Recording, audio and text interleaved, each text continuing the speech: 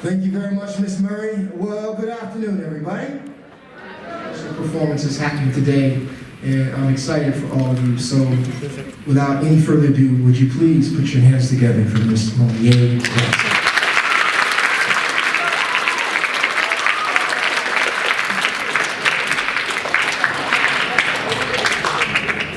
Soul music is rooted in gospel. The Queen of Gospel, Mahalia Jackson, was born on October 26, 1911 in New Orleans, Louisiana. Early on, Jackson sang gospel at the Plymouth Rock Baptist Church, where her father was a preacher. She was thoroughly influenced by both jazz and blues, but gravitated towards gospel music, singing hymns and old-time gospel music around the house. At 16, she moved to Chicago and joined the Greater Salem Baptist Church, and began touring with the Johnson Gospel Singers. Jackson collaborated with the father of gospel music, Thomas Dorsey, recorded with Duke Ellington, packed Carnegie Hall in New York City, and had a radio show.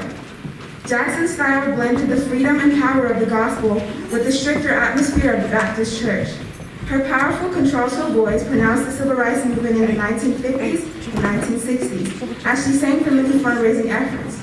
She even sang on the Old Slave Spiritual before Martin Luther King's famous I Have a Dream speech at the March on Washington in 1963.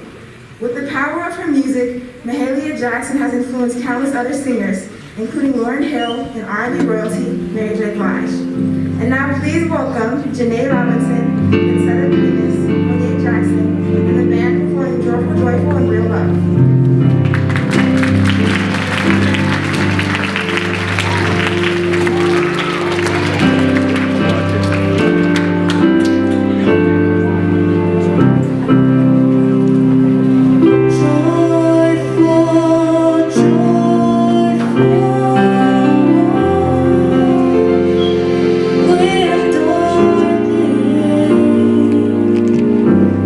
God of glory,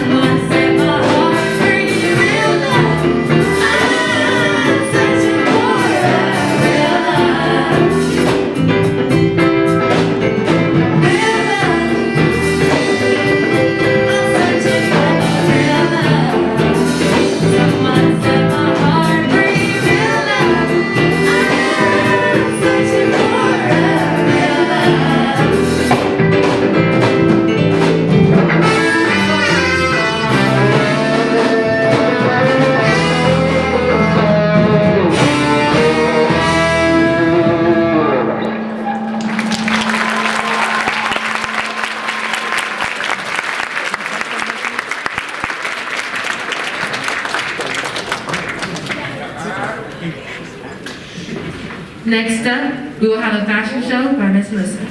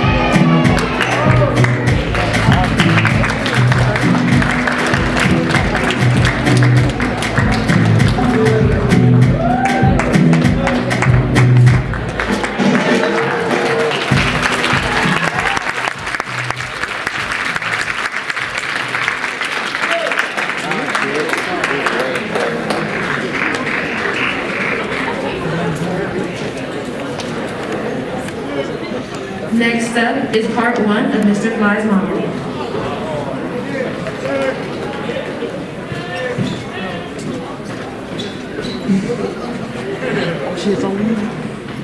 Give the kids another round of applause.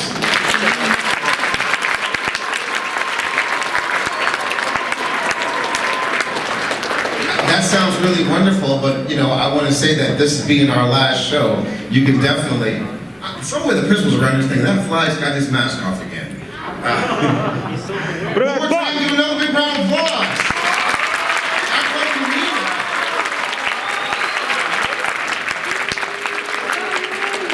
This presentation that you're going to see right now was put together strongly, I want to say by myself, but then that would be telling a lie.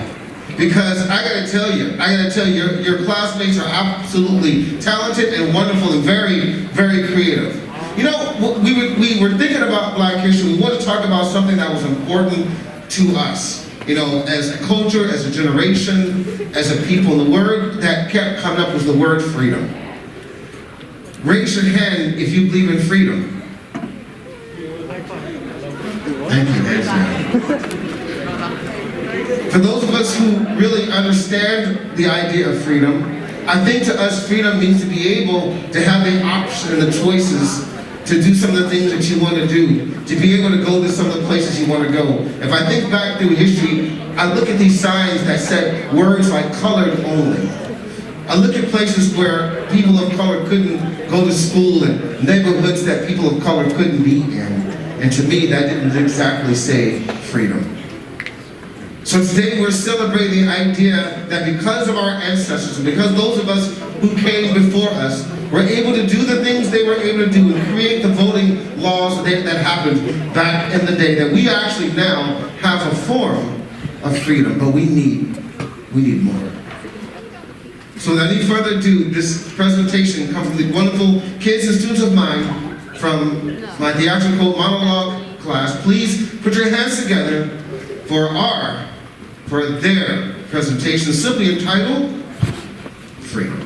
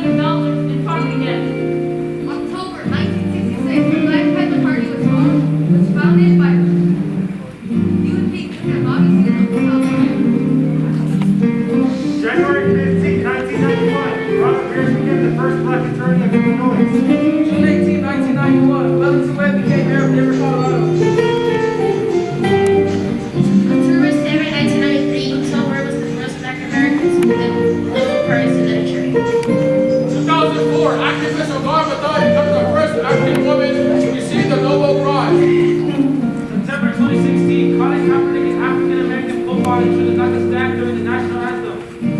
2020, COVID-19 spreads across the planet, killing thousands and disproportionately affecting Black, Asian, and minority ethnic people.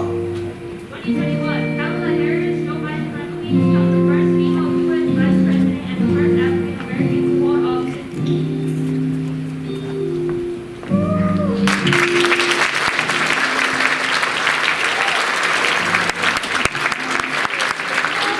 Kayla Hernandez. I saw your performance up there. How was it? Was it unnerving? How'd you feel? I was nervous at first because, it's the first show that I do. So I was pretty nervous, but I think once we got it over with, it was more calming. So how was it like being up there, talking to the crowd and speaking those words, it was really inspiring. It was definitely nervous. I was definitely nervous because it's not something I usually do. I'm very to myself. So being on a stage or like in front of a bunch of people. When Mr. Flag came to you for that position, were you like excited about it or? I was kind of nervous. I didn't really want to do it, but then I was like, okay, fine. It's my senior year. Why not? Moving the mics around was pretty fun. You gotta make sure you're on top of that, because if the mics aren't on during the performing, then how are they gonna hear them? How stressful was it back there? Want to know? Not that stressful. It just really moved like 4 mics around. Make sure they're on and off and charged. Are you guys organized? How many of you are there? I think like 6. There's 6 of us back there. There's 3 in charge of the mics and some people in charge of the people performing. And I just want to show others that your story, you can use it as an inspiration and whatnot. That's why I chose to speak about that moment, so I can show others that even though there are teachers like that, if you just work hard, you can prove them wrong and then you can accomplish many things, so that you can not say like go back and like flash in their face, but you can look back and say, oh, I proved this person wrong. They're wrong about me. Next up, a dance from Ms. Green's cheerleaders.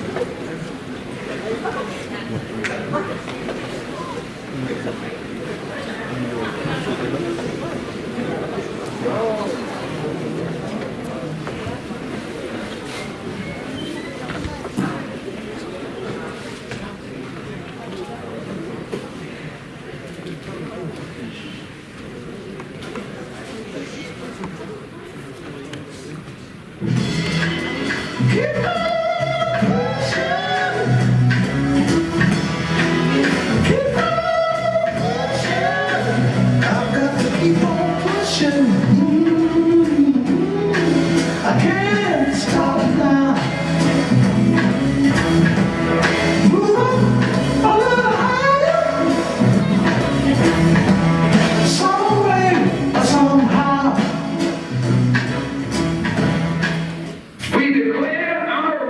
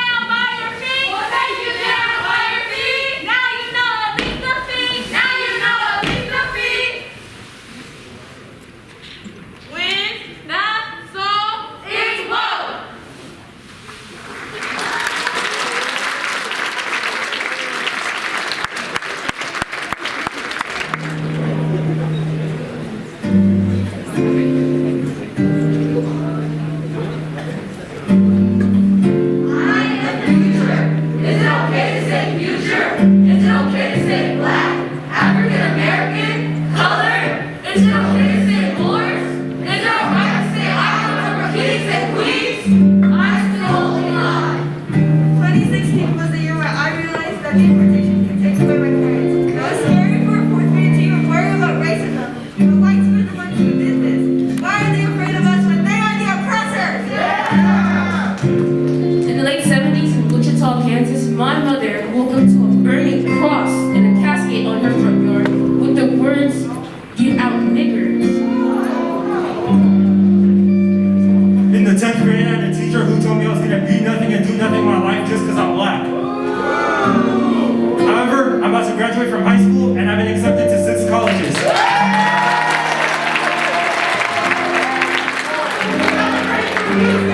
Celebrate in heart. Never told you are good. You are loved. We are the future, with so much more to come. We are the future. We have only just begun. We are you, and you, and you, and you. Together we stand. Our power is your power. We are free. We are one. We are holding on. Vincetta Primus, she's one of the singers that was at the performance. We just finished our first one. How do you feel? I feel pretty good about it, and it's one of the smoothest ones we've had so far for our first performance, and not even having a steady, rehearsal with everyone. It was pretty good.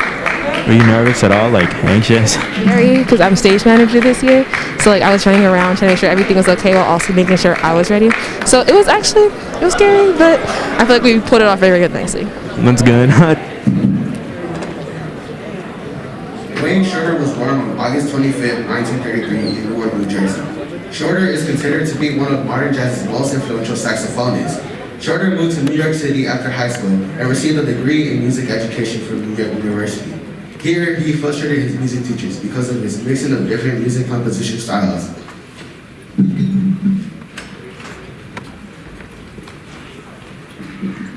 Shorter joined Art Blakey's Jazz Messengers in 1959. Then from 1964 to 1970, he played with Miles Davis's second grade quintet. Shorter is known for his complex and endlessly winding tunes. On soprano, Shorter aimed to create lyrical thoughts. While America was immersed in the struggle for civil rights, Wayne Shorter wrote Footprints. This piece appeared on his 1966 album, Adam's Album. Footprints incorporates an African-based cross rhythm and switches between simple and compound time. And now, please welcome Isaac Williamson on drums, Diego Moreno on bass, Christian on the bass and guitar, Mr. Will Mack on piano, and Matthew Sam on tenor saxophone, performing Footprints.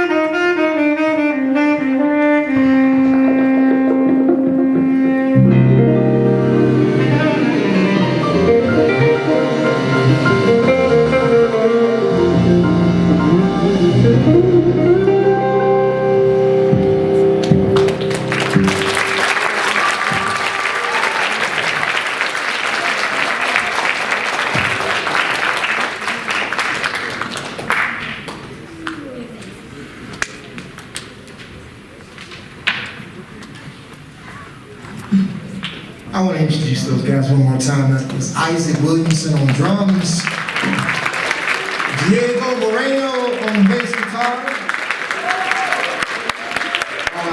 Christian Oropesa, I call him Tahim, on guitar, and that was Matthew Say, featured on tenor saxophone. Representing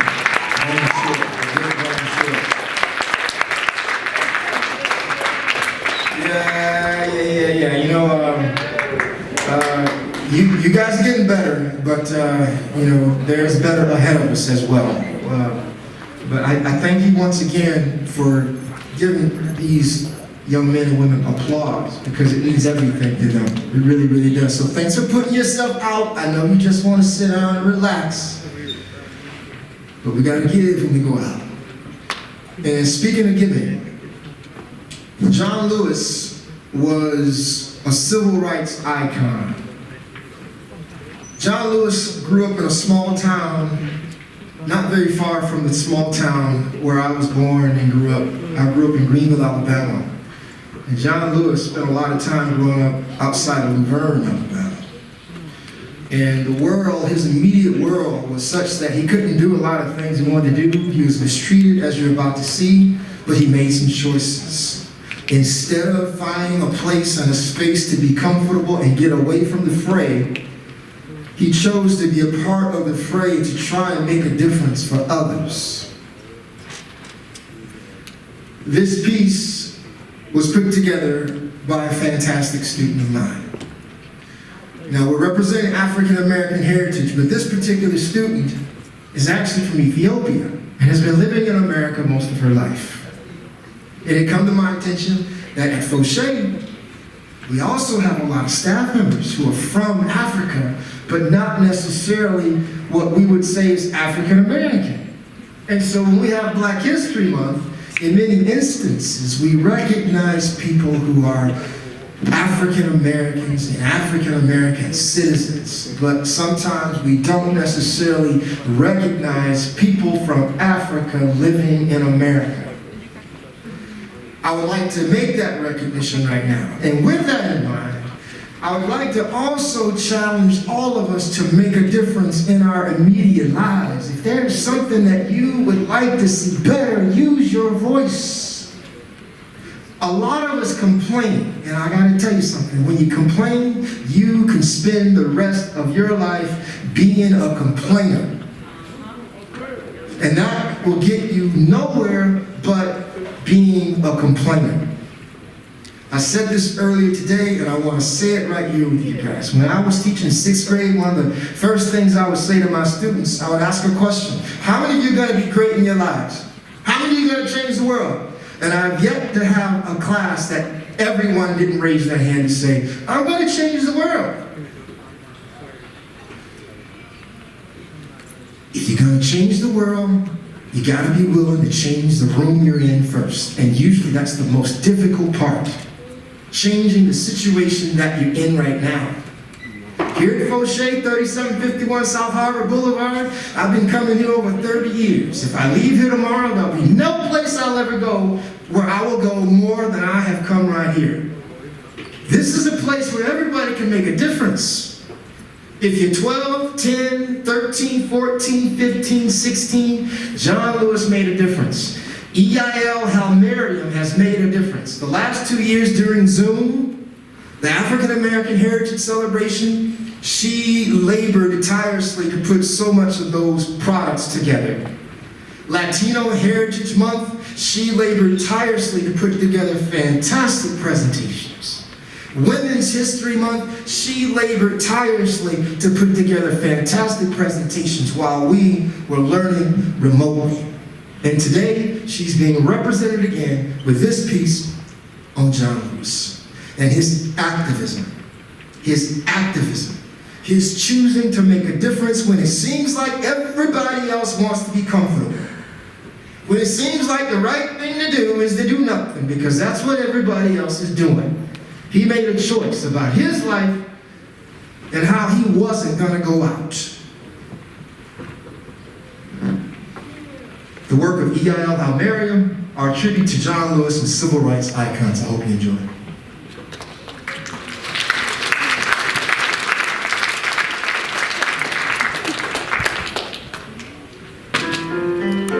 Since taking office in 1987, John Lewis represents Georgia's 5th congressional district in the House of Representatives. But his influence on American life starts much earlier than that. John Lewis was born on February 21st, 1940, to parents who were sharecroppers in Alabama. Lewis attended segregated public schools and looked to the Montgomery bus boycotts and Dr. Martin Luther King as forms of inspiration for his activism. At Fisk University in Nashville, Tennessee, Lewis organized lunch-sitting demonstrations against racial segregation, which came to be known as the Nashville Sit-ins. And in 1961, he participated in the Freedom Rides. This was when he and other activists rode together in buses through the South to challenge the lack of a Supreme Court ruling that deemed segregation on public buses unconstitutional. Lewis, like many others, was arrested for his participation. John Lewis was also attacked. He was hit in the face and kicked in the ribs, but even this violence did little to deter him. In 1963, he becomes the youngest person to speak at the March on Washington. He helped to organize this event as the chairman of the Student Nonviolent Coordinating Committee. a group formed by activists who organized sit-ins and boycotts to protest segregation. In 2013, Lewis co-authored a graphic novel trilogy titled March about the civil rights movement. This gained him the National Book Award. And in 2011, President Barack Obama awarded Lewis the Presidential Medal of Freedom for his contributions to advocacy and activism. This past Monday would have been John Lewis's 82nd birthday. Unfortunately, Lewis passed away from pancreatic cancer in 2020, but his legacy still lives on.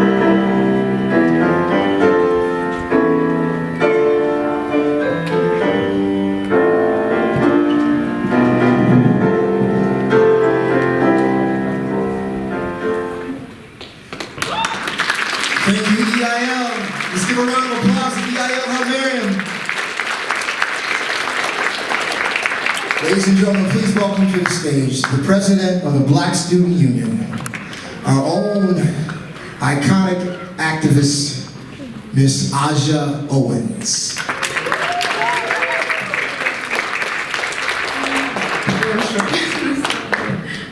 Hi, Foshay family.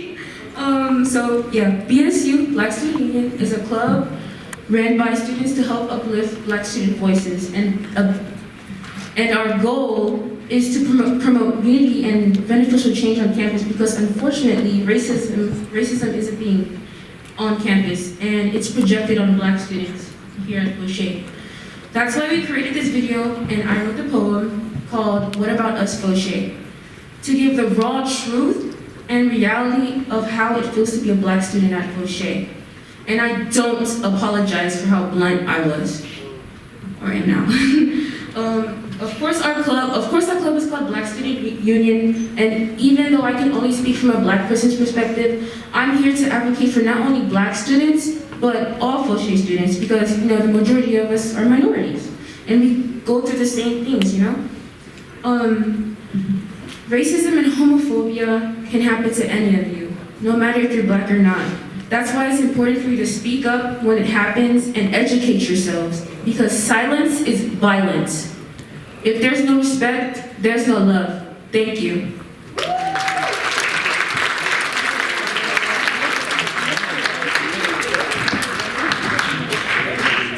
I am Black.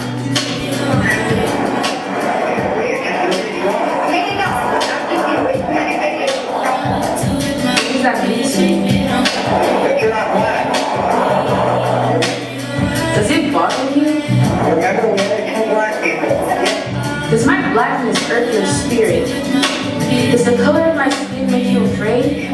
Yeah, we're with the black people, right? All the videos you see, anything like the Do you find it amusing? Hey, man. Mama, I love you. Reese, I love you. Yeah, my kids, I love you. You'd rather listen to our Black jokes to entertain you, but what about our Black struggle? You want our rhythm, but not our blues. What about our screaming pain of oppression that has followed us from generations of deep-rooted trauma? Can you hear it? Can't you see it? It's right there in front of you.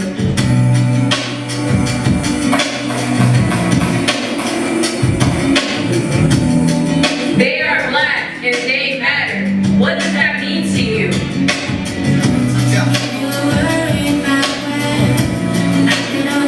What about the innocent Black people that are being murdered by the system that is supposed to protect us? Will they ever receive justice for their families? This everlasting pain?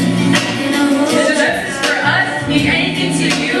What about our Black people being targeted and killed by the police? Does that matter to you? Do we matter to you? Like the flood problem is like a big dam, and like it finally broke because we're tired of being ignored and all the racism, the homophobia. We are Black students at Foshay. Do we matter to you? Does our culture amuse you? Why must you laugh at our hair? Why must you laugh at the darkness of our skin? Why must you degrade us as if we are inferior to you? It makes it 10 times harder to succeed in such a terrible environment where you feel you are not loved by your community. Aren't we all human? Can you relate to how white America continues to imprison our fathers Everybody's too afraid to have this conversation about racism. But when are we going to be ready to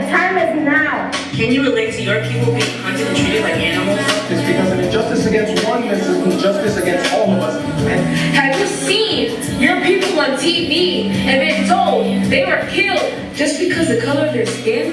Don't you think dealing with the stress and anxiety of becoming a statistic, just like our black brothers and sisters that are now buried 6 feet down, is enough? Will they ever rest in peace? Have you ever wondered how it feels to be a black student at Foshay? Do you ever think about how uncomfortable and degraded we feel hearing slurs when walking in the hallway? Do you want to know what it feels like? It's not the blissful feeling you get when you're rapping your favorite rap song and casually saying the N-word. It's a cracking whip sinking into our flesh. It's like we're stuck in a loop, continuously being slapped in the face. It's like being trapped in a hole, helpless, because we can't escape the brutal truth of our blackness at school. It scares me to have to go through this. No one should ever have to go through this, especially regarding the color of their skin. Why do we continue to endure this in a place we're supposed to feel safe? Because we are black. Can we all get along? Can we get along? Being black is power. Being black is resilience. Being black is beautiful. Being black is human. And if this made you uncomfortable, good. We've done our part. People would one day grow up to see the racial discrimination that they face. I really hope that they can see it one day. I really hope that it doesn't take for them to experience the racial discrimination for them to feel the full effects of it. So I hope that they can just open their eyes and their mind a little bit about it instead of feeling the effects when it affects them. And then what was your favorite part out of all the performances? For sure, Aja's poem because it was very deep and it was very emotional and it said what needed to be said at the climate at Foshay right now. I'm very glad that she said I'm sorry, but I will be blunt. It's upfront, direct, because it's here, it's real. All right, thank you so much. Bye bye.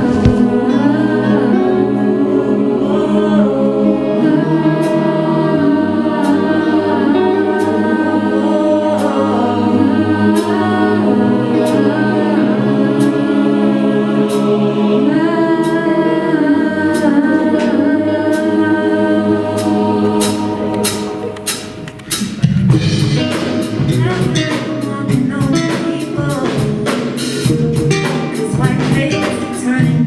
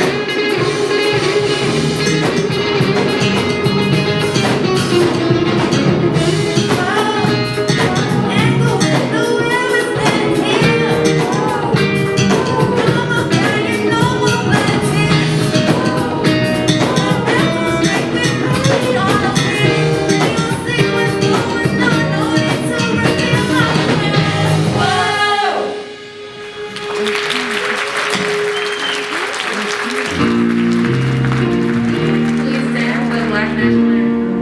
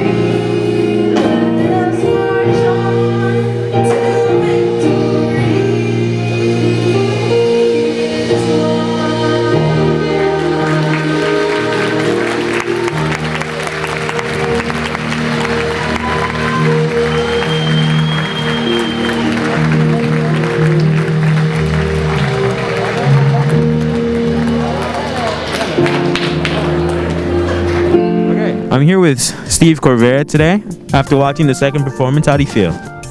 I feel very touched, to be honest, but especially by Aja's video, because she talked about seeing your people suffer every day, and like I just felt like I could relate to that a lot, because it really hurts to see your people. You know, you've seen a lot of the Latinos in cages at the border. You see a lot of Latinos getting beat up by ICE and everything, and it just hurts me to see that. And I know that I can only speak from the perspective of a Latino, but I know that video just made me realize that we can't. I always kind of knew this, but it just made me like emphasize that even more, that Black people and Latinos, we can't be fighting all the time. We have to be friends. We have to work together. We can't do what the white man wants us to do, which is fight each other and kill each other. We have to work through this together, because at the end of the day, as much as we hate it here, this is our country, and we have to make things right here. You know, we can't be screwed over systemically for any longer. I can't see that anymore. I really like seeing the performance of Lift Every Voice. I played it at the Super Bowl for the pregame show, and every time I hear it, just learning the history. I played it with Thomas Wilkins, and he really taught us the history of it. And every time I hear it, it makes me really happy to hear it, because I know that it's an anthem for me. It stands for anthem of hope, for anthem of peace, and it's just, I think overall this assembly was amazing. It was brilliant, and I'd like to see more of it. Do you feel like the other students here understood that message, or would they continue to be the way they are? You know, because the way they address it, it's really like a lot of people disrespecting them. It's difficult to say. Honestly, for me, the way I see it is, if we can get at least a few people to do it, then they'll spread that to other people, and then those people will keep spreading it. I know that is really difficult to say and really difficult to accept, but you can't change everybody. But everybody that you change, for me, is a win. And you know, hopefully someday a lot of the people that were making fun of that video, for a lot of people that were not taking it serious, hope that one day they wake up and they realize that what they do and what they say hurts people. And it's just, I really hope for a lot of the people that did see it and they really were touched by it and affected by it, that you know, they kind of spread the word and they fight for the change as well. I hope everybody heard it, understood it, because it was very important. Even though the mic was a little messed up, but it was like a very important message to people of our color and everybody should understand and get like where she's leaning at and towards. But I'm happy to be here. I'm happy to represent BSU. I'm happy to represent represent black students at Foshay in my community, and yeah. Do you believe that the audience during 4th understood the message that you relayed to them? I believe so, because when I walked away, I got a pretty good applause. I heard like people whistling and stuff like that. So I hope the next period they really understand the message that, you know, the black community, we're not treated right at all. Like, we're treated with no respect at school and like in the outside world, in the real world, you know. So me, as a person in the black community and people that supports Black Lives Matter and stuff like that, I will do whatever I can to support and advocate for black students at Foshay and black people in general, you know? Yeah, I really hope it changes. I know it's an issue. Like you said, walking down the hall, you hear the slurs. Yeah. I hear it as well, and it's. I don't understand how they can't, like, they don't feel wrong it coming out of their mouths. Right. Sorry, everyone. You have people, non-black people who just it's like a habit to them when it shouldn't be. It shouldn't be coming out of your mouth if you're not black. Period. Point blank. If you're not from African descendants, that word should not be coming out of your mouth at all. It's totally disrespectful. And you can say you have black friends, I have the N-word pass, whatever that is, because that's not a real thing. You can say whatever that you grew around black people and they're comfortable with you. No, that is unacceptable.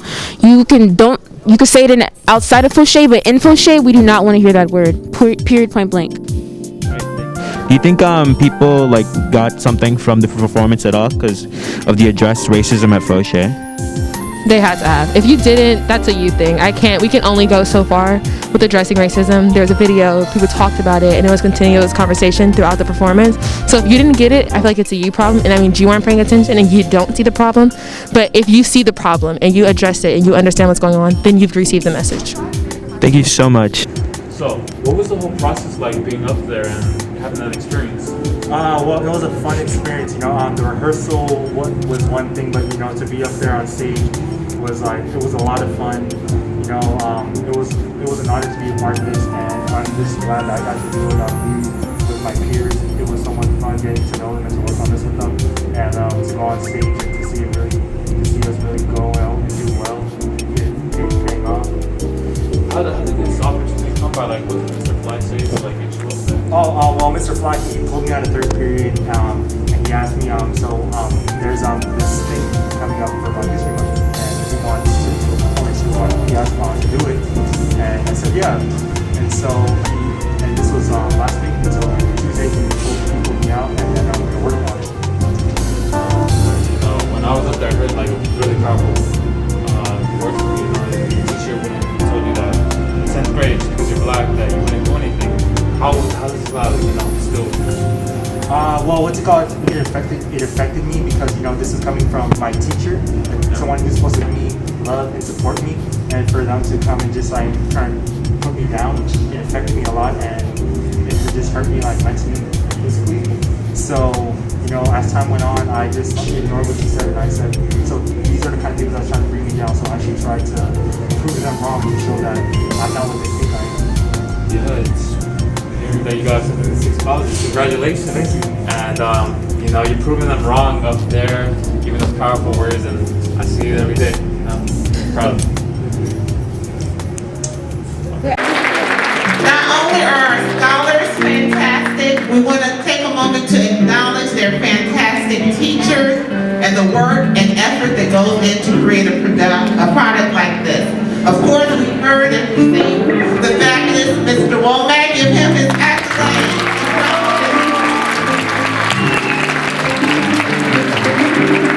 Thank Mrs. Musa for sharing with us the entire from Sierra Leone and Ethiopia. We have the Foshay Elite with Miss Green, as well as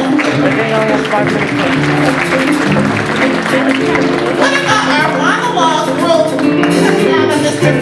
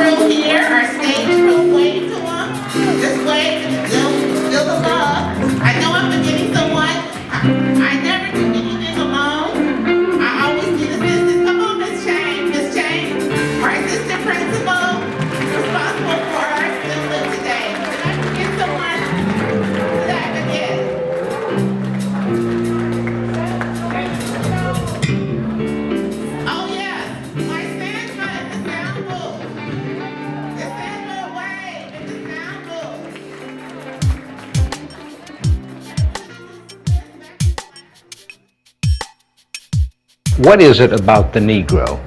I mean, every other group that came as an immigrant somehow, not easily, but somehow got around it. Is it just the fact that Negroes are black? White America must see that no other ethnic group has been a slave on American soil. That is one thing that other immigrant groups have had to face.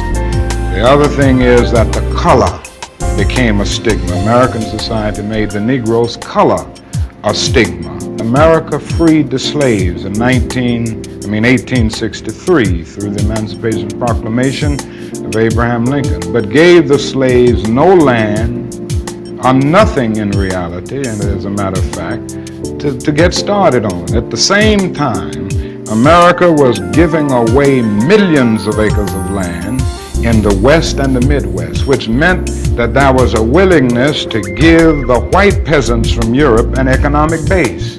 And yet it refused to give its black peasants from Africa, who came here involuntarily in chains and had worked free for 244 years, any kind of economic base. And so emancipation for the Negro was really freedom to hunger. It was freedom to the winds and rains of heaven. It was freedom without food to eat or land to cultivate, and therefore it was freedom and famine at the same time.